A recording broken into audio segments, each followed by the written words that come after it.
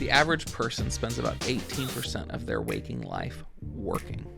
That's a huge amount, and it is likely the single largest block of time you spend doing one thing other than sleeping throughout the course of your life. So how can we make the most of that time? What makes good work?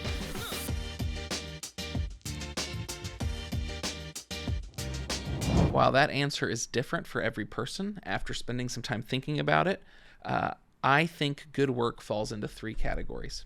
This podcast is the first in the series of 3 that are taking a look at the categories of good work and the elements within those. Hopefully, this will give you some language and thought process to help you think about how to evaluate if your work is good.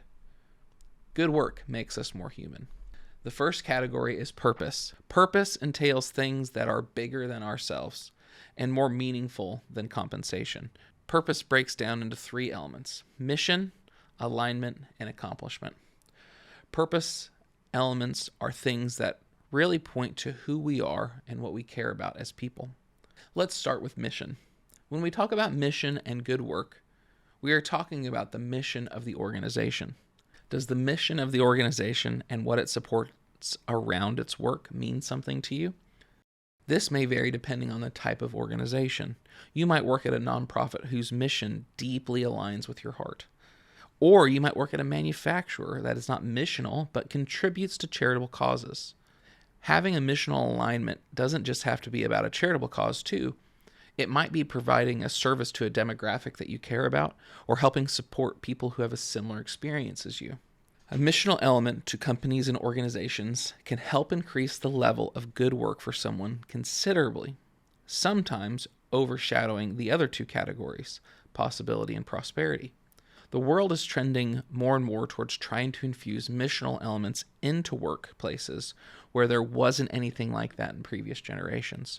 So be sure to think critically about any workplace efforts to do so, and make sure that they are true to the company and true to the people. The second element is alignment. Does this job align with who you are and what your needs are? We all have different skills and strengths. When you are working in your strengths and gifting, you're going to be happier at work. When you're forced to work in areas of weakness, you're going to be frustrated at work.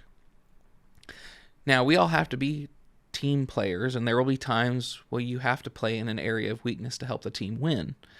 But on the average, are you able to play in areas of your strength? Good work aligns with your strengths. Additionally, based on the season of life that you're in, you might need more work-life balance than not. Does your work accommodate for that?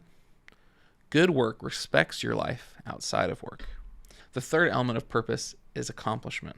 It would be frustrating to work and never get to finish something or be a part of a finished product. Part of good work is being able to accomplish things, whether that be a singular task that is part of a whole or being part of a team that finishes a larger task. Accomplishment is good for the soul. While you may have a small part to play in the whole of a project, are you able to take credit for and see the rest of the project to finish? Accomplishment is part of good work because it helps validate the things that you're doing. Are you able to feel accomplished at work? It is a key step to finding purpose in your work. We'll be back next week with part 2 of good work. If you have any feedback on our 3 categories, I would love to hear it. Send me an email at kevin@adelsbergermarketing.com. Thank you for listening to the Content Machine podcast, and be sure to subscribe so you don't miss the next 2 parts in our series.